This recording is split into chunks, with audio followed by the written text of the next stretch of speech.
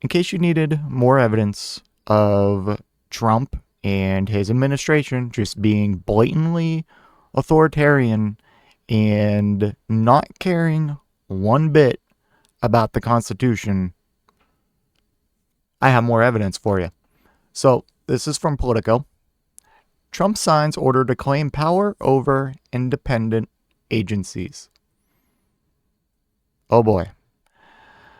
President Donald Trump on Tuesday signed a sweeping executive order bringing independent agencies under the control of the White House, an action that would greatly expand his power but is likely to attract significant legal challenges. I wonder why everything Trump does seems to be met with legal challenges. It's because if you knew one thing about our laws, our government, our Constitution, then you would know what he's doing is extremely questionable at best. And really towing a line at best. Yeah. we're like at the point where it's like, okay, you just need to admit it that you support Trump basically becoming a king and just completely ignoring our laws, ignoring the Constitution to get his agenda through. And this agenda that for some reason you still agree with, let me know what you like best about his agenda because, yeah. Anyways, it represents Trump's latest attempt to consolidate power beyond boundaries other presidents have observed and to test the so-called unitary executive theory, which states that the president has the sole authority over the executive branch, and it reflects the influence of Russ Vought, Trump's budget chief, one of several conservatives in his orbit who have called for axing independent arms of the executive branch. The theory was long considered fringe, and many mainstream legal scholars still believe it is illegal, given the Congress set the agencies up specifically to act independently or semi-independently from the president. These include the Federal Communications Commission, the Federal Trade Commission, and the Securities and Exchange Commission, all which enact regulations, can impose hefty fines on businesses that violate the rules. So I'm not super knowledgeable on the other two agencies, but the Federal Trade Commission, like that's a pretty big one, and that's another agency that is beneficial to the consumer in the sense that it protects them from fraud. It goes after businesses, doing anything that is bad business practice, breaking laws, stuff like that. And they also enforce like antitrust laws, make sure that we're not having monopolies and all that. So does anyone find it just a tiny bit alarming that businessman, our president Donald Trump, wants to take control of that agency, and with one of his closest, if not his closest, person is Elon Musk, who also owns a ton of businesses, and he's probably being investigated by the FTC by something. There's like several government agencies that are investigating several Musk companies for some violation of the law. And does anyone else find this a little bit concerning? Just a little bit. Like, just any red flags there? Like, do I have to spell it out for you?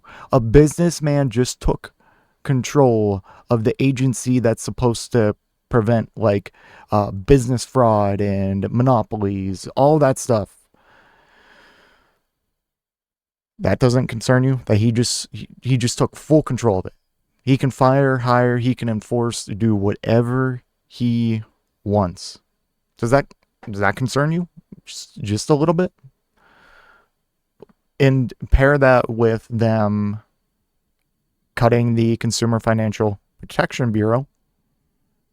Pair that with them cutting the NLRB, National Labor Relations Board. Is this has, I don't know what else I can point to show you that they don't care about the middle and lower class. They don't care about the average American. They care about the wealthy. And their actions are showing it. They're showing it right in front of you. And there's still like 50% of the country just can't see that. And I don't know. I don't know how. Okay, I'm really burying the article here. So, other presidents have not only declined to challenge the independence of these agencies in court, but have in many cases tried to avoid even the appearance of interfering in their actions. Many leaders appointed to the agencies serve terms that last longer than a single presidency. Oh, wait, I need to read. Many leaders appointed to the agencies serve terms that last longer than a single presidency in an effort to shield them from political pressure. The order would take that independence away by granting Vought, who reports to Trump, supervising power. Wow.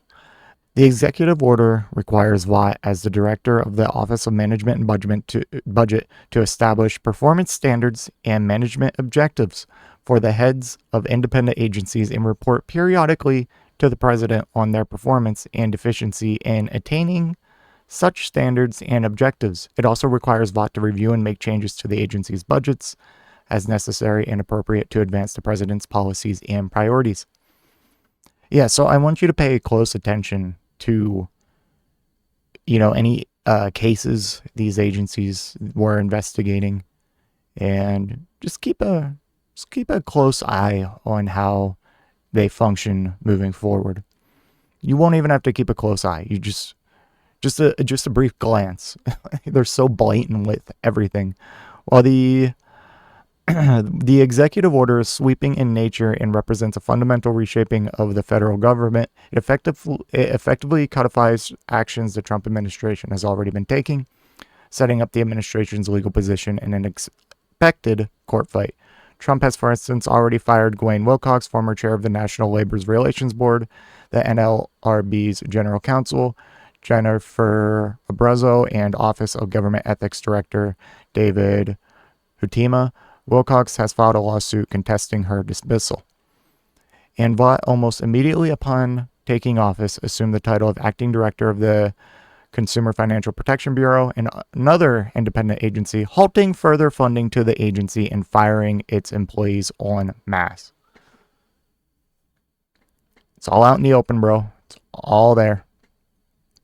But the order has broad and potentially immediate implications for a host of other independent agencies that have not yet been penetrated by the administration.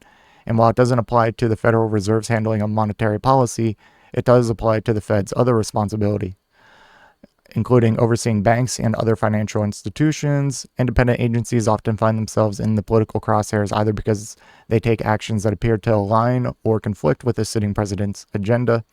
Those include the SEC's efforts during the Biden era to force companies to disclose the risk they face from climate change, as well as the FCC's more recent actions to investigate companies such as CBS for alleged bias against Trump during the 2024 campaign.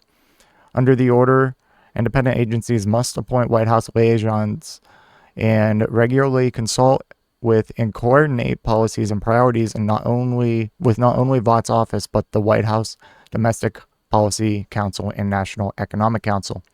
It also neuters the agency's attorneys by asserting that no employee of the executive branch acting in their official capacity may advance an interpretation of the law as the position of the United States that contravenes the president or the attorney general's opinion on a matter of law. Jesus.